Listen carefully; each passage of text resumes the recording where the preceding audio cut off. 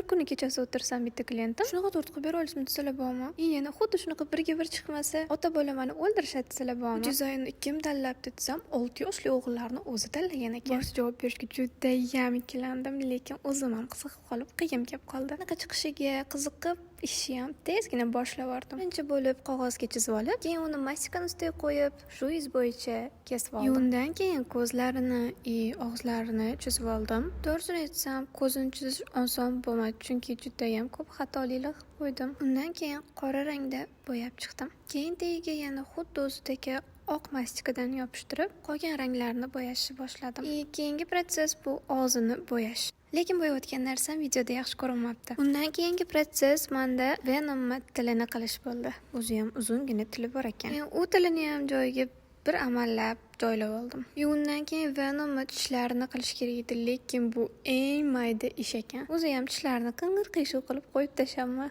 Orada bir ikkita yoqmagan tishlarini olib boshqatdan qo'ydim. Ko'zini boshqa qilgan edim, u ham yoqmadi. Uni ham boshqatdan qildim. Oxirida sal bo'lsa ham ko'nglimga yoqadigan ko'z qildim. Bitta shuni yasash uchun necha soat vaqtim ketdi deb o'ylaysizlar? Fikringizni kommentariyada yozib qoldiringlar. Вот mana shuncha qiynagan Venom tayyor bo'ldi.